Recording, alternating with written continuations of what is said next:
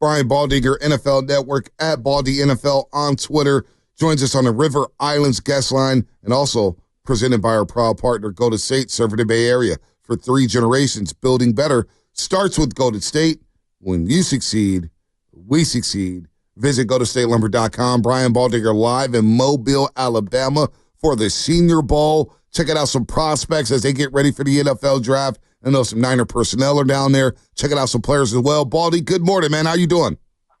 Good morning, Bonte. Joe, it's good to be with you guys. I am down here on the field. Just saw Jim Nagy, who runs the Senior Bowl. Just saw a bunch of ex-GMs, Thomas Dimitroff and John Robinson. So, it's the who's who down here right now, and practice is just beginning. What are they talking about when it comes to Championship Sunday?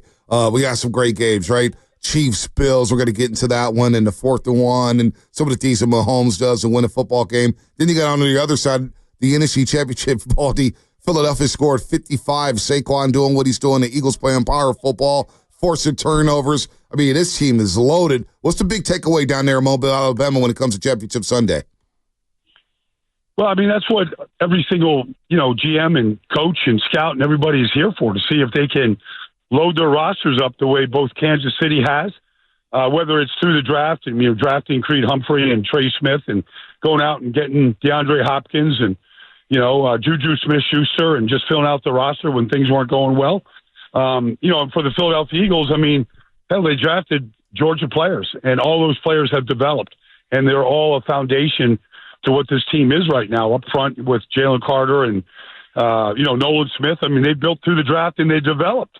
And that's really what this whole Senior Bowl, the All-Star games are all about. Like, where can we find the next star players that we can develop and turn into some of the guys that we're going to talk about in 2 weeks at the Super Bowl? God, I can't wait for the draft. I'm so pumped for it. It feels like the Niners have been drafted so low for so long. It's been difficult to understand. Are they going to keep the pick? Who they're going to go with? It's just tough to project. I'm pumped for it. Baldy, I'm looking at the Eagles and the Chiefs here. Obviously, unbelievable front offices. Unbelievable coordinators, whether it's Vic, whether it's Spags, Andy Reid, obviously Kellen Moore.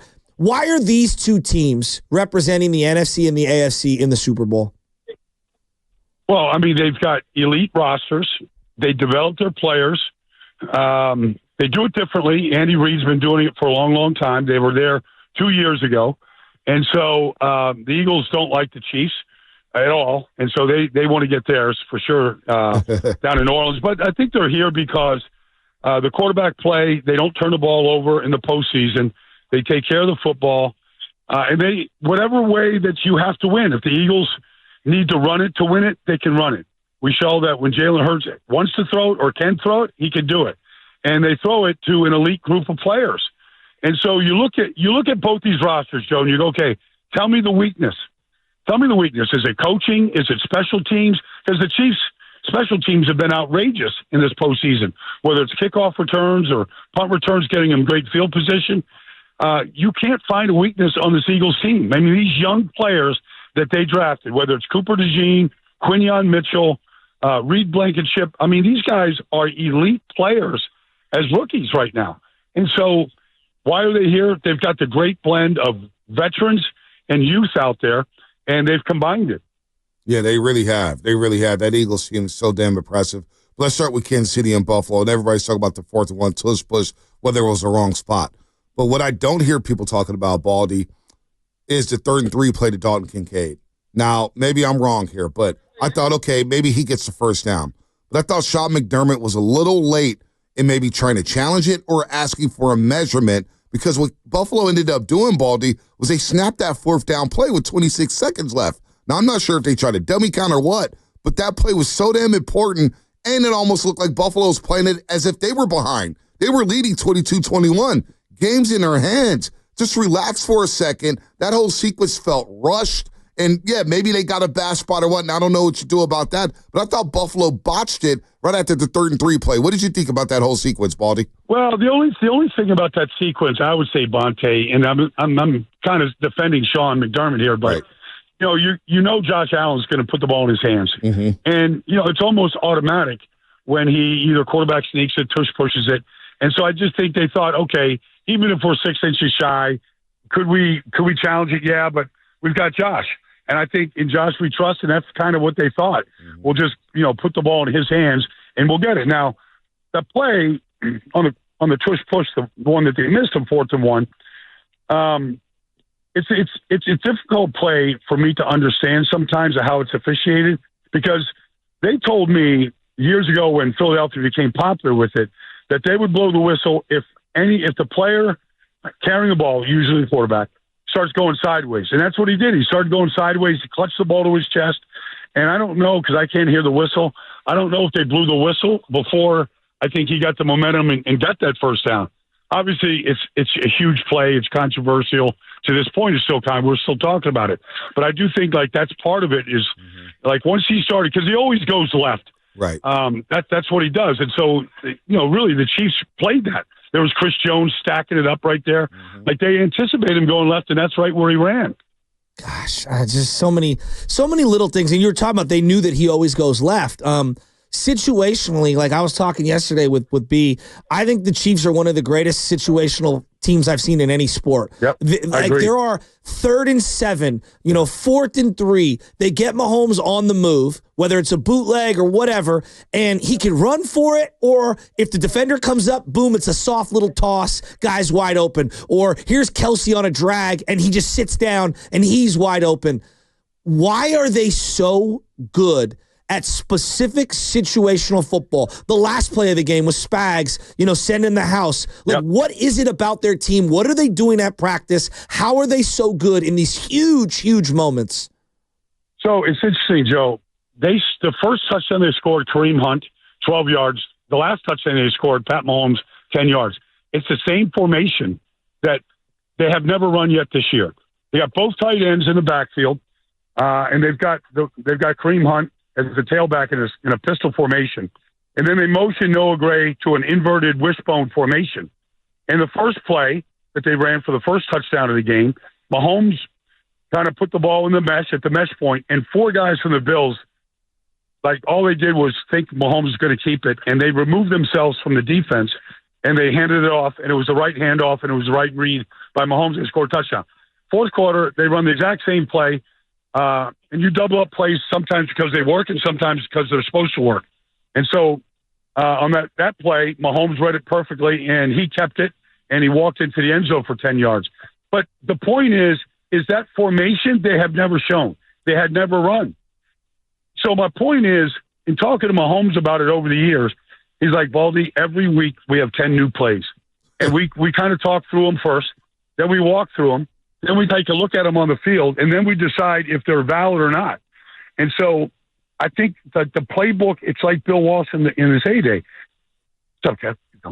I think it's like Bill Walsh in his play day, like the Kevin Stefanski just went by. But it's the playbook never ends. They never stop drawing up plays. And so that formation, they got 2 touchdowns out of that formation. Wow. 2 years ago when they beat the Eagles, they ran that half motion and reverse back, and they scored 2 touchdowns off that against the Eagles. And they picked that play up from Jacksonville in week 3 when Doug Peterson ran that play against them. So, the plays, I'm not saying they're all new, but they never stop coming. Was that Kevin Stefanski? Yes. Did you tell him that the Niner fans want him to trade us Myles Garrett? So can I ask him what the compensation is going to be also? Yeah, let him know a 6th-round pick's coming his way. Yeah, 6th-round pick in the Gatorade bucket. Baldy. Here's Colt McKivitz. Baldy on the River Islands guest line. Brian, we look at the Eagles, man, and this was my Super Bowl pick before the playoffs started because I just think they're so damn buttoned up. Offensive line is massive. Saquon's running it's one of the best running back years we've ever seen. A.J. Brown and Devontae, all they do is catch. Dallas Goedert's one of the more underrated tight ends. Jaylen, for whatever reason, gets all this heat, but he doesn't turn the ball over. He just makes play after play after play. And for whatever reason, there was this knockout Jaylen Hurts. But then that defense, you brought it up already, but Quinyon Mitchell, Cooper DeJean, Blankenship, Gardner Johnson, they have the goods to beat Kansas City. But how are they able to reload after last season, starting 10-1, and then coming back this year with all the noise again about Sirianni and some of the offense, and yet here they are back in the Super Bowl again with a great shot to win it. What is the secret sauce out there in Philadelphia? Well, Vic Fangio came in. And Vic Fangio, when he first started this business, was a linebacker coach in New Orleans for Jim Mora 30-something years ago. He coached the Dome Patrol back then. Yeah. And so, like, he's a linebacker coach at heart. But, you know, they went and fixed the linebacker position, number one. I mean, nobody knew that Zach Bond could be, in my mind, he's the best defensive player in this league. He never misses a tackle. Wow. He's filled up the stat sheet. He forced a fumble the other day. He recovered a fumble the other day. He led the team in tackles. He does that every week. But, you know, whether it's the Kobe Dean, they picked up Oren Burks, you know, from you guys. And, you know, he's filled in very capably in what he has done. But they play a very simplistic scheme, but they play it really, really fast. They rely on the front four. They've got a good rotation there right now. They've stayed healthy over the year. Nolan Smith has gone from a kid that had a rookie last year, had a sack and a half, counting the playoffs right now. He's like at 11 sacks, and he's a force. And, you know, he ran 4.3 at the combine coming out of Georgia, and now you see that speed show up, and now you see the confidence of the development that he's done. You know, you look at they don't beat themselves. They don't give up big plays yet. They've got 10 takeaways in 3 playoff games. 10. You know, and so they're punching the ball out. You know, it was a difference in the Ram game. It was a difference last week, and being able to put up a 50-burger. So it's defensively, there's no weakness there. They've got a good defensive tackle rotation right now, and so and they're well coached, and they're very, very disciplined about what they do. But they tackle extremely well, very well. Maybe the best tackling team I've seen in a while now. Baldy, the tush push. I'm very conflicted on it. On one end, Philly's so good at it. You know, they clearly have an advantage, and that's great for them. And they run it better than anyone. No one gets as low as Jaylen. There's a variety of reasons why they're the best at it, and I don't want to take that away from them. Simultaneously, I get frustrated because I watched Deshaun Goldson get adjudicated out of the league. Guy gets held up. He come flying in, whack that guy, personal foul, get out of here, right? Yet I can see tight ends, tight ends, running backs, wide receivers can come in and push a guy even though he's held up to move that guy's momentum forward. And I feel like all the rules are slanted toward the offense here. You know, center can kind of play with the ball a little. Quarterback can bob his head a little before that play. Defense can't move at all. Where do you stand on the tush push? I'm frustrated with it as a fan of football. So Jeff Stoutland's the offensive line coach in Philadelphia, and I asked him about it one day. He said, well, let me ask you this, Baldy. When Carson Wentz was our quarterback, and we didn't do the tush push, we were 36 out of 38 on quarterback sneaks. He goes, you tell me what we're doing. I mean, Jason Kelce was the common denominator. Now Cam Jurgens is. It starts with the center. And can he get underneath guys? And Cam Jurgens can. He's got very good, even with his bad back that he has right now, he can still get underneath people. So I think it does start with the center. And then, you know, Jaylen does deadlifts 650 pounds. He is extremely strong. So, no, I think that's kind of the starting point. But look, it's a very difficult play. You actually can't practice the play. All right, you can't assimilate it in practice. But the Eagles use the games as practice for it. And so everybody that tries to copy it, they don't have nearly the conversion percentage that the Eagles have. I mean, Frank Louvu is like flying over the pile to try to stop. But like, you're never going to stop the quarterback who's going underneath you by flying over the pile. It might look good on TV. I might do a breakdown on Frank Louvu doing it. But at the same time, it's a totally ineffective move. Like, that's not the play. They're not going over the top the way Tom Brady did. Baldy here on the River Islands Guest Line live at the Senior Bowl, Mobile, Alabama. Speaking of the Senior Bowl, because we are kind of draft mode out here in San Francisco. We know the trenches. Anybody learns every single year. It seems like we talk about this, Baldy, but nobody wants to give it credence. Trenches, offensive line play, don't make mistakes, dominate the line of scrimmage. It's an old age thing out here in the playoffs when it comes to playoff football. You got to dominate the trenches. So with that said, who's out there catching your eye in the trenches as we look at these draft prospects out here? Well, I mean, there's linemen from Texas. Yeah, go ahead, Baldy. Well, I mean, the 49ers need pass rushers, man. I'm looking at Mike Green right now, Marshall. You know, he's 6'4", he's 255 pounds. You know, he played at Marshall, but he's a dominant player. Like, he's going to test extremely well. I don't know if he's going to get out of the first round. I don't think he will. But, you know, you look at, Booker from Alabama at guard. Like, that guy's not getting out of the first round at offensive guard. But I mean, the Eagles pay their guards, and they've got probably the best tandem of guards in football. All they do is move people in Landon Dickerson and Mekhi Becton. I mean, there's players here that can go in and, like Pooney did last year, come in and start and elevate your team. So it's just a question of, where's your draft position? How early do these guys go? And can you get in a position to get some of these guys? Yeah. Bonte and I are probably in alignment. I'm sure you are. Like, the defense needs major upgrades for the 49ers. Yep. So that starts, like, no matter who the coordinator is, they need major upgrades. That being said, do you like Robert Salah, and how is Robert Salah different now than as opposed to when he was the 49ers DC a few years back? What's changed for him? Not much, honestly. Like, when their front four was deep and good, the Jets defense was very good. And when they weren't deep and good like they weren't this year because of injuries and because they signed some players like Kinlaw and Solly Thomas that aren't, they're just not great players. They're rotation at best, but they had to play a lot of snaps this year. And when they didn't have a good anchor at defensive tackle, they gave up a lot of rush yards and they kind of collapsed. It starts up front with Robert, and he doesn't want to be a guy that has to blitz a lot, just like Philadelphia doesn't. But he doesn't have the creativity of a blitz the way Steve Spagnuolo does. He's front four dominant type of a defensive coach. He's going to get those guys coming off the ball and getting upfield, and hopefully they're 8 deep the way he likes it. When the Jets were like that, they were a very good defense. They were a top 10 defense. But I don't see the creativity and the pressures the way you get from Spags or Brian Flores or some of these other coordinators in the league right now. And you know what, Baldy? That's Shasky and I have been kind of in lockstep with this. One, Salah's going to be fine. Obviously, you just mentioned the personnel has to be strengthened, no doubt, with the 49ers. They need to get some players in here. But that was disappointing because we started thinking about Lou Anarumo, who got the job in Indianapolis, and Wink, I think, is still in Michigan, and I know he wants to get back in. We wanted something exotic. We wanted to see some different blitzes because we see Spags on the most crucial 4th and 5. What does he do? Blitz Josh Allen, corner blitz, sneaky good. Vic Fangio has that in his bag. It just feels like, boy, if you're not being creative with your blitzes in today's game on situational downs, you're not going to win high-level football games, Baldy.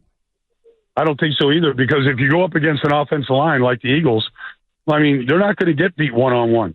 And so you got to figure out another way to get to the quarterback. They're just that good. I mean, Lane Johnson, Malata gave up a pressure last week. Probably didn't sleep, the other night. But other than that, Lane Johnson, he just pitched another shutout over there at right tackle. So when you get offensive lines that can win one-on-ones, and you can't get there with your four, the way we saw the 49ers not get there most of the year with the front four, you can't just blitz your middle linebacker, Fred Warner, whatever, and think that that's going to be a difference. You can run some stunts that can help against, but the good teams, they saw those stunts. They want you to stunt. They want you to twist because they saw those things off, and then it sort of stops the pass rush at that point. So I think you've got to, Lou Anarumo, I'm a big fan of his. Like, he does have that ability to, send the corner cat, to bring the safety, to bring the combinations.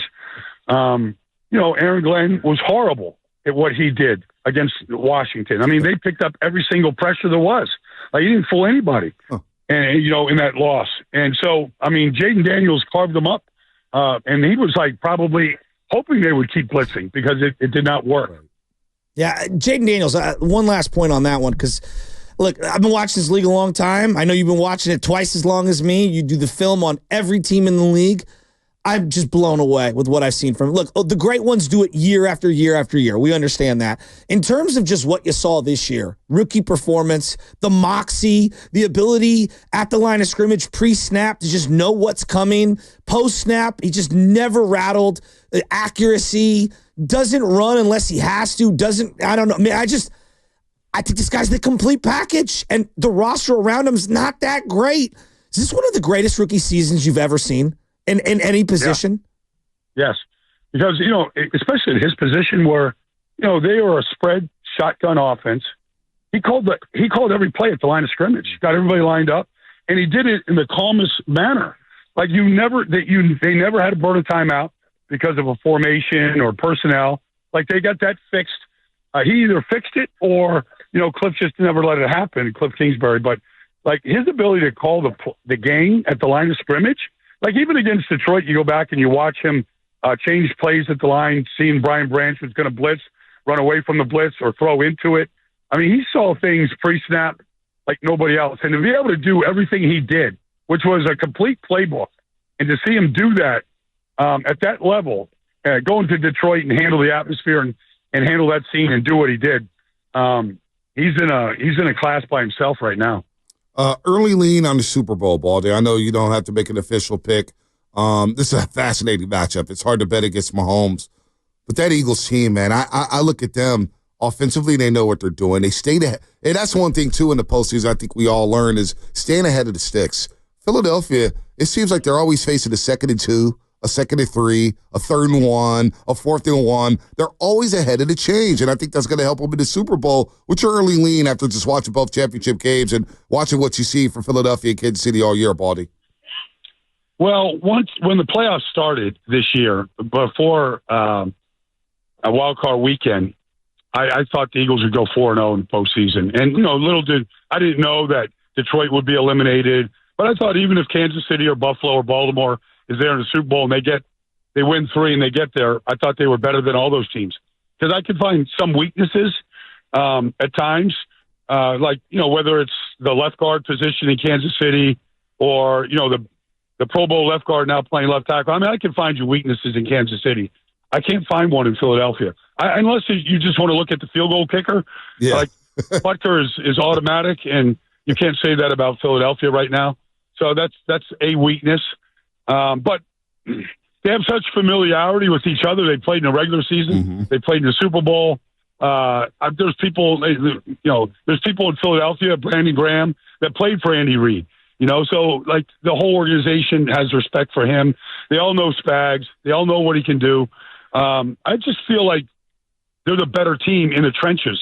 And I thought they were the best team in the trenches all year.